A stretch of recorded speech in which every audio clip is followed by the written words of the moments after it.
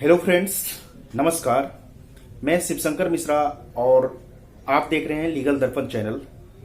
तो आज मैं आप लोगों को जानकारी देना चाहूँगा, क्रिमिनल जो केस होते हैं उसमें यूज होने वाले कुछ वर्ड्स जिसको कि शॉर्ट फॉर्म में कोर्ट में यूज किया जाता है, उसका मैं फुल फॉर्म बताऊंगा और कुछ डेफिनेशन भी उसका बताऊंगा, क्योंकि ये सारे वर्ड्स जो हैं बेहद ही इंपॉर्टेंट होते हैं और ये क्रिमिनल केस में यूज किए जाते हैं।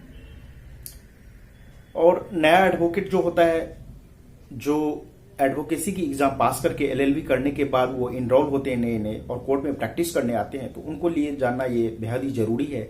साथ ही जो लिटिगेंट होता है उनको भी ये नॉलेज रहना बहुत ही जरूरी है। तो आइए जानते हैं। सबसे पहला वर्ड है एनबीडब्ल्यू। एनबीडब्ल्यू का फुल फॉर्म होता है नॉन बेलेबल वारंट। जब किसी क्रिमिनल केस में कोई भी एक्यूज्ड अर्थात दोषी व्यक्ति जो कि बेल पे या ऐसे बाहर रहता है और डेट जो कोर्ट की होती है उस तारीख पे वो प्रेजेंट नहीं होता है, तो कोर्ट जो है उसके खिलाफ एनबीडब्ल्यू यानी नॉन बेलेबल वारंट इशू करता है। तो इसे ही नॉन बेलेबल वारंट कहते हैं। नॉन बेलेबल वारंट की बचाव में वकील साहब जो है कैंसिलेशन ऑफ वारंट का एप्लीकेशन लगा सकते हैं और जो भी ग्राउंड्स होता है, रीजन होता है, उसको बताते हैं, तो हो सकता है जज साहब जो है वारंट को कैंसिल भी कर देते हैं। दूसरा है पीएससी यानी प्री समनिंग एविडेंस होता है, अर्थात सम्मन जाने से पहले जो क्रिमिनल केस में एविडेंस होता है उसे प्री समनिंग एविडेंस कहते हैं। तीसरा होता है सीई यानी कंप्लेनेंट एविडेंस, शिकायतकर्ता का जो एविडेंस होता है उसे कंप्लेनेंट एविडेंस कहते हैं। फोर्थ है एसे यानी स्टेटमेंट ऑफ एक्यूज्ड, जिस व्यक्ति ने किसी पे जुर्म किया है अर्थात जो दोषी व्यक्ति है उसका जो बयान लिया जाता है, स्टेटमेंट लिया जाता है, उसे ही ऐसे कहते हैं, स्टेटमेंट ऑफ एक्यूज्ड कहते हैं। उसके बाद होता है डीई यानी डिफेंस एविडेंस। तो जो दोषी व्यक्ति होता है वो अपने बचाव में जो भी एविडेंस प्रस्तुत करता है उसे डिफेंस एविडेंस कहते हैं। उसके बाद 6 नंबर पॉइंट है एमएलसी मेडिकल लीगल सर्टिफिकेट। जब किसी व्यक्ति के साथ कोई जुर्म होता है, किसी के साथ कोई घटना होता है और उसके लिए सबसे पहले जब एफआईआर होता है या 100 नंबर पे कॉलिंग होता है तो पुलिस जो है उनको हॉस्पिटल में ले जाके चेकअप करवाता है, तो डॉक्टर के द्वारा जो उस समय सर्टिफिकेट दिया जाता है उसे ही मेडिकल लीगल सर्टिफिकेट कहा जाता है, एमएलसी कहा जाता है। 7th पॉइंट है एमएलआर मेडिको लीगल रिपोर्ट, अर्थात डॉक्टर सर्टिफिकेट इशू तो तत्काल कर देते हैं, उसके बाद बहुत सारे स्टेजेस ऐसे होते हैं जिसमें जो भी विक्टिम होते हैं उनके चेकअप करने के लिए हॉस्पिटल में वो जाते हैं चेकअप कराने के लिए, तो डॉक्टर के द्वारा जो चेकअप करने के बाद मतलब समय समय पर रिपोर्ट दिया जाता है उसे ही हम मेडिको लीगल रिपोर्ट कहते हैं। उसके बाद 8वां पॉइंट होता है पीई यानी पब्लिक एविडेंस। अब पब्लिक एविडेंस जो है वो आईओ का भी होता है, एसएचओ का होता है, डॉक्टर का होता है, अर्थात जो भी व्यक्ति इन्वॉल्व रहते हैं उस केस से रिलेटेड, तो उसमें सारे का जो एविडेंस होता है उसे ही पब्लिक एविडेंस कहते हैं। 9th पॉइंट है पीडब्ल्यू यानी पब्लिक विटनेस।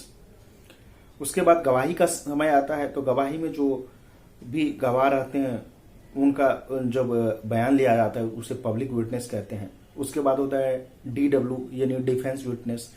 अच्छा, जो दोषी व्यक्ति होते हैं अपने बचाव में जो गवाह प्रस्तुत करते हैं उसे डिफेंस विटनेस कहते हैं।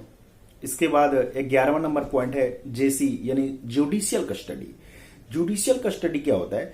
जब किसी व्यक्ति को पहले गिरफ्तार किया जाता है तो उसको थाने ले जाया जाता है, लेकिन वो 24 घंटे में जब कोर्ट में प्रेजेंट होते हैं, कोर्ट में प्रेजेंट होने के बाद जज साहब उसको यदि रिमांड पे नहीं, पुलिस वालों रिमांड पे नहीं लेते हैं तो जज साहब उन्हें जेल में भेज देते हैं। तो जेल में जब व्यक्ति चला जाता है तो उसे जुडिशियल कस्टडी कहा जाता है। 12वां पॉइंट है पीसी यानी पुलिस कस्टडी। अब पुलिस कस्टडी क्या होता है? जब किसी व्यक्ति को गिरफ्तार करके पुलिस थाने में रखा जाता है तो उसे पुलिस कस्टडी कहते हैं। 13 नंबर पॉइंट है पीएस। पीएस बोले तो पुलिस स्टेशन। पुलिस स्टेशन आप जानते ही हैं क्या होता है। उसके बाद 14 नंबर पॉइंट जो है वो है एफआईआर। एफआईआर का फुल फॉर्म होता है फर्स्ट इंफॉर्मेशन रिपोर्ट और ये सेक्शन 154 कवर करता है। 15 नंबर पॉइंट है एनसीआर। एनसीआर का मतलब होता है नॉन कॉग्निजेबल रिपोर्ट, अर्थात नॉन कॉग्निजेबल रिपोर्ट क्या होता है? यह एक रिपोर्ट टाइप का होता है। ये एफआईआर और एनसीआर में डिफरेंस होता है, और एनसीआर पे मैंने एक अलग से वीडियो बनाया है, फुल वीडियो है, क्योंकि ये थोड़ा लेक्चर इसका लंबा था एनसीआर को डिफाइन करने के लिए, तो इसका मैंने अलग से वीडियो बनाया है। वो वीडियो आप लोग देख लें, आपका कंफ्यूजन दूर हो जाएगा और समझ जाएंगे कि एनसीआर क्या होता है, इसमें क्या प्रोसीजर है, कौन से अपराध इसमें सम्मिलित किए जाते हैं। चलिए, इसके बाद 16 नंबर यानी 16 नंबर पॉइंट जो है एलआर। एलआर को हम लीगल रिप्रेजेंटेटिव बोलते हैं।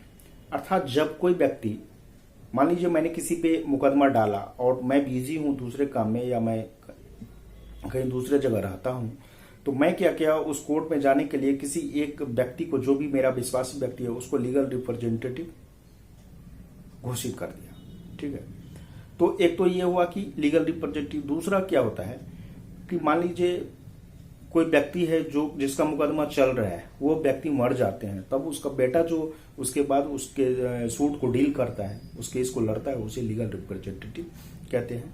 अर्थात कानूनी एक उत्तराधिकारी जो होता है उसे ही आप लीगल रिप्रेजेंटेटिव कहेंगे। उसके बाद 17 यानी 17 नंबर पॉइंट जो है एआर यानी ऑथराइज्ड रिप्रेजेंटेटिव। अच्छा, लीगल रिप्रेजेंटेटिव मैंने बोला कि जैसा कि मैंने बाहर था, तो एक तो दूसरा ऑथराइज्ड रिप्रेजेंटेटिव होता है कि मान लीजिए मेरा सूट चल रहा है, मैं बाहर हूं, तो मैंने किसी व्यक्ति को, यदि अपने भाई को ही ऑथराइज कर दिया कि ये सूट तुम लड़ सकता है, तो इसे ऑथराइज्ड रिप्रेजेंटेटिव कहेंगे। और लीगल रिप्रेजेंटेटिव की कानूनी रूप से जो है उसका किसी का लड़का उसके सूट को लड़ रहा है, वो जो है एक्सपायर्ड हो गए उनके बाद, तो ये लीगल रिप्रेजेंटेटिव हुआ, कानूनी उत्तराधिकार। और ऑथराइज जो है कि आप किसी को ऑथराइज कर रहे हैं, तो दोनों में डिफरेंस है, इसको आप जान लीजिए, इस पे ध्यान दीजिएगा। उसके बाद जो है 18 नंबर पॉइंट, 18 नंबर पॉइंट जो है डार। डार का फुल फॉर्म होता है डिटेल एक्सीडेंटल रिपोर्ट। यानी देखिए, मोटर व्हीकल एक्ट में है कि जब कोई व्यक्ति का, किसी व्यक्ति का एक्सीडेंट होता है, एक्सीडेंट होने के बाद यदि पुलिस उनका जो है सबसे पहले मेडिकल कराने के बाद जो है डार फाइल करते हैं, उसी के बेस पे जो है वो व्यक्ति अपना क्लेम ले सकता है।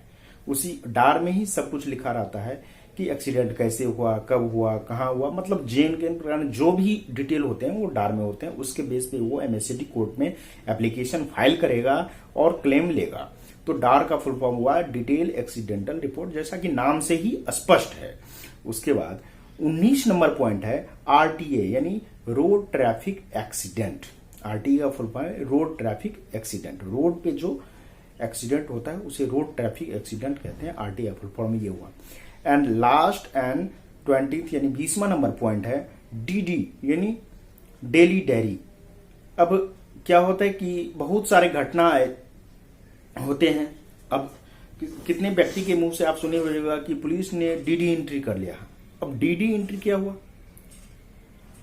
लेकिन इनका फुल फॉर्म नहीं जानते। तो डीडी एंट्री, तो डीडी का फुल फॉर्म जो है वो डेली डायरी होता है और एंट्री ही होता है। अर्थात दिन प्रतिदिन जो घटना घटते हैं और उस जिस डायरी में पुलिस ने एंट्री करता है, उस घटना को लिखता है, उसे ही हम डीडी कहते हैं। तो डीडी का फुल फॉर्म डेली डायरी हुआ और एंट्री हुआ, यानी डीडी एंट्री इसी को बोलते हैं। तो आई होप कि आप लोगों को ये बेहद महत्वपूर्ण 20 जो शॉर्ट फॉर्म के फुल फॉर्म और उनके मैंने जो अर्थ बताए हैं वो आप लोगों को पता चल गया होगा।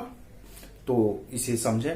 और भी कोई चीज आपको नहीं पता चला हो तो आप कमेंट्स मुझे कर सकते हैं और कमेंट्स के माध्यम से आप मुझसे पूछ सकते हैं कि आपको इस पे और क्या जानना है, या फिर आप जो भी पूछना चाह रहे होंगे क्रिमिनल सूट से रिलेटेड आप मुझसे पूछ सकते हैं।